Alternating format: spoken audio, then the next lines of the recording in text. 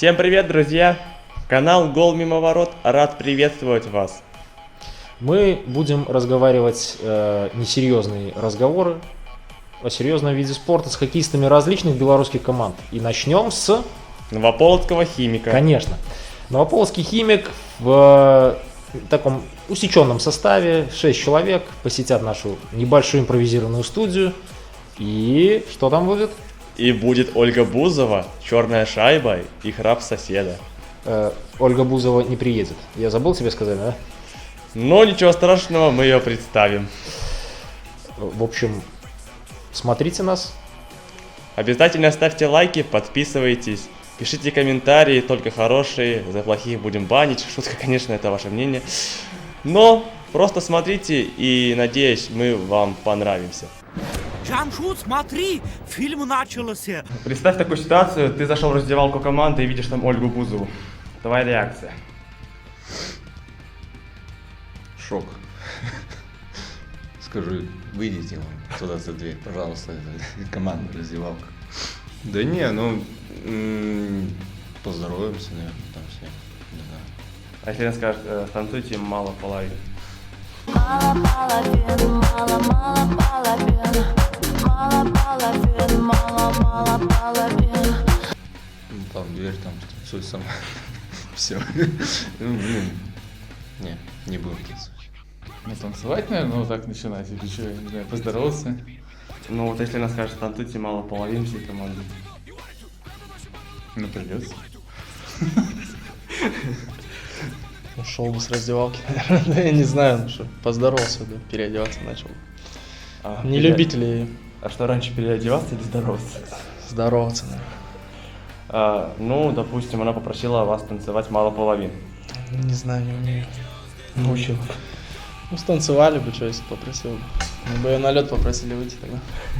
Это хороший подарок. Я даже не знаю, команда обрадуется. Ну, что? Будем работать с Бузовой. А если она скажет танцевать мало половин, исполните? Я думаю, не проблема. Танцевать любят хоккеисты в свободное время. Посторонним у нас, во-первых, нельзя там находиться, я думаю. Прогнать ее оттуда, что ей там делать у нас раздевалка. Зачем она нужна? А если она попросит танцевать мало половин? Ну, придется материться тогда уже, чтобы она вышла. Ольга Бузова не кумир, скажем так, в нашей команде. А ты знаешь, какое получится? Нет. Ну, я, во-первых, удивился, сказал Ольга, что вы здесь делаете, пожалуйста, выйдите, потому что у нас посторонний вход запрещен, дисциплина. И говорю, не дай бог, Олег Владимирович сейчас зайдет, там не поздоровится. Ну и, собственно, поздравлю, наверное, с разводом, или что был развод. Ну и выражу свои соболезнования, но это уж как ей придется. Ну, конечно, я бы удивился. А если бы она попросила танцевать мало половин? Видел вообще вот это? Как там? Да, это песня называется тогда? Мало половин. Ага, не, я бы... Если бы она попросила меня станцевать, нет, я бы не смог, во-первых. Во-вторых, у нас музыку нельзя слушать, там только хоккей разговаривать. Не смог бы, отказал бы. Если бы медленный танец, там, белый, но я бы как джентльмен не смог отказать, да. Но, что касается уже ее каких-то персональных песен, тем более ее небольшой поклонник, да, застеснялся. Почему шайба черная в хоккее? Очень хороший вопрос. Я бы у многих спросил, почему она черная.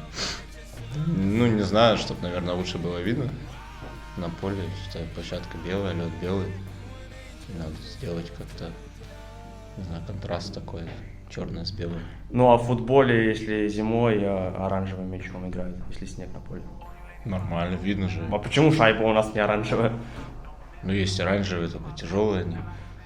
Ну, я даже не знаю, не задавался как-то этим вопросом вообще. Ну, чтобы лучше видно было.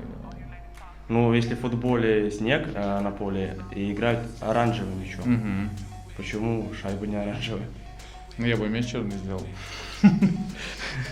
Чтоб лучше видно было, наверное, не знаю. И то иногда не видно, блин, где она. А так, если бы другого цвета была, тяжело было бы разглядеть. Ну, в футболе, если снег, то мяч оранжевый. Ну, у нас же лед всегда белый, шайба черная, чтобы привычнее было, наверное, не знаю. футбольный мяч покрасил бы в таком случае в черный? Да нет, наверное. Без разницы футбол, каким мячом играть. Он большой, его лучше видно. Наверное, потому что лед белый, поэтому шайба черная. Ну а почему, если в футболе снег, а мяч оранжевый? Чтобы лучше видно было, я думаю, так. Да что видно было лучше, прикинь, она белая будет, как ее ловить. Без Ну, шансов. Вот, допустим, в футболе, если снег на поле, да, то мяч оранжевый. Да, оранжевый тоже не очень видно. Ну, каучук оранжевый я тоже не видел, если честно, фиг знает. Так сделали. Не задумывался, почему еще. Ну, это хороший вопрос. Нужно, наверное, как-то копнуть поглубже, отойти назад вообще в историю создания и из какого материала она делается. Это же не просто резина, да, это же каучук, а он добывается откуда-то, возможно, он изначально черный, не знаю. Это ты меня озадачил, я приду домой и пороюсь как следует в интернете, да. Ну вот смотри, в хоккее шайба черная, Да. в футболе, если Мяч снег, белый. мяч не белый, оранжевый. Красный, ну если снег, конечно. Ну. Ну, это естественно. Соответственно, и здесь лед. Белый, шайба черная. А почему? Не красная? Я не знаю. Ну, красный цвет такой, знаешь, пестрый. Может, у кого-нибудь аллергия на красный. Ну, а черный все-таки более приемлемый. Представь такую ситуацию, ты спишь ночью, а твой сосед захрапел, пускай это будет Вадим Орехов. Что ты сделаешь с ним? Он ним? тебе мешает спать. Не знаю, толкну его, чтобы он... Пошевелю его как-нибудь, разбужу, говорю, ну, скажу, там, храпишь. А он скажет, ну ладно.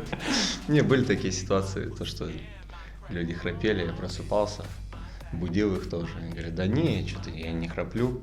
А потом засыпали опять и начинали храпеть. И как-то, ну, все равно перед игрой, если такая ситуация, то мучиться мне приходится. А кто, вот если, допустим, ты разбудил Вадима Орехова, он так ничего тебе не сделал. А если Александра Малафеева? Тоже? Драка будет. Будет драка. Ночью ты спишь, а твой сосед захрапел. Допустим, это будет Юрий Могильников. Что ты сделаешь в этом случае? Не, ну я не буду. Страшно, мне кажется, в гневе-то. Ну так, хлопну разок, наверное, он проснется, а я типа сплю. Что-то типа из этого. Такая ситуация, ты спишь, ночью захрапел твой сосед, зовут его Алексей Швалев. Твоя реакция? Не знаю. Дядь Лёш, просыпайся, да. Не храпи. Да я не знаю, слава богу, не вместе живем, поэтому как-то, я думаю, не доведется мне это сделать. Ну, вот если реально такой случай, побоялся бы? Да нет, конечно, что дружеская остановка так. Разбудил бы, попросил бы, ничего такого. В этом нет. Представь ситуацию, ты ночью спишь и захрапел твой сосед. Зовут его Владимир Бакика. Это класс, не, ну Вова не храпит, конечно, так с таким, ну ничего, так. Если не сильно храпит, то постараться уснуть, если мешает. Надо будить, что делать, человек. Попросить, чтобы на спине не спал, переворачивался, не знаю. Ночью твой сосед захрапел. Представим, что это Александр Малафеев. Что ты сделаешь в этом случае? Наверное, не знаю, кину тапку в него. Если не поможет, не знаю, водичкой полью. А он может ответить? Ну, я думаю, разберемся. Я думаю, он будет спать крепче еще после этого. Смотри, вот поехали вы на выезд, тебя поселили в комнате с твоим С Бузовой? Нет, с твоим партнером по команде, допустим, это, давай возьмем, ну, кто там? Кто там? Егор Калугин. Так, брани бог, ну давай дальше. Он храпит ночью. Да. Что ты сделаешь, чтобы он не храпел? Я ему скажу так, тише. Ты смотрел «Москву слезам не верит»? Ну, если честно. А вот пересмотри, я ему скажу тише, и он перестанет храпеть.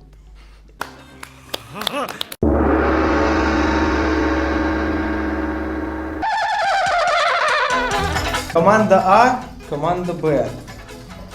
Поехали. В каком году Минск, белорусский город, столица, город-герой? кстати, Досрочный да? ответ можно? Да. Приняла чемпионат мира по хоккею с шайбой в элитном дивизионе. Варианты ответов: А 2012, Б 2014, В 2016, Г 2017. 50 на А 50. должна быть кнопка какая-то. 50 на 50 берем. Давай. Вы согласны? Че? 50 на 50 давай. Мы знаем ответ. О, Да мы тоже знаем. А мы первые. Ну ладно. чё? Помощь зала. В 2014 Б. 2014. Правильный ответ в студии? Правильно. Что, правильно? Да.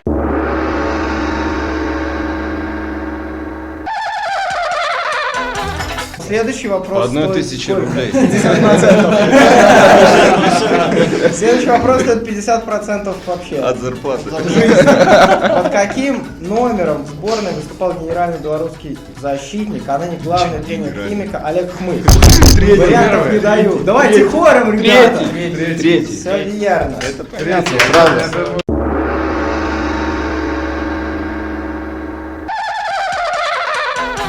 Кто из знаменитых белорусских хоккеистов родился и начал хоккейную карьеру в России? Мизин. Может, тут нет такого варианта, я же еще не прочел. Да нормально, мы знаем. Андрей Мезин, Олег Хмыль, Руслан Солей, Алексей Калюжный. Мы за Мезин. А вы всех знаете? Да.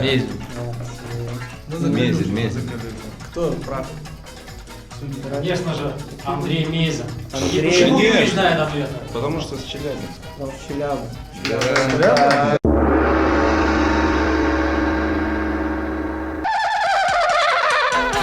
С каким счетом Беларусь обыграла Швецию в четвертьфинале Олимпийских игр 2002 в Солт-Лейк-Сити? С каким счетом? 3-2, 4-3, 5-4, 6-5. 3-2. Так, а ваш вариант? 4-3. Так. Да че, я куда мне? Так что, кому вы хлопаете? Кому вы 4-3. 4-3. Максим Копать завтра победа. Копать! Копать! Иди в ту команду.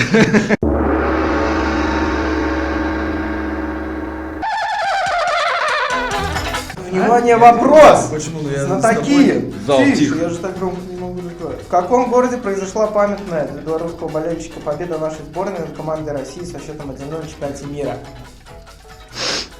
Рига, Минск, СПБ, Москва.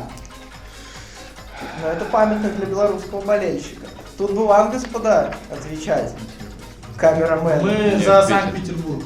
Так. В Питере, наверное, в Питере они обгадились тогда.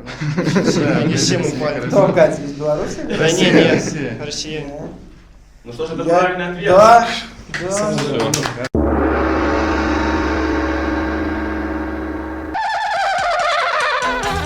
Сколько североамериканских специалистов, главных тренеров руководила сборной Беларуси на чемпионатах мира? 1, 2, 3, 4. 2. Два сказать, потому что... Ну, два, да. Два. Два.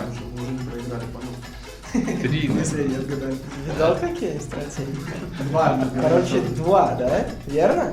Вы знаете? Нет, не 2, 3. 3. А их имена кто? Володя, Дэн Хэдлон, Курт Фрейзер и Дэйв Льюис. Володя говорил 3. Да.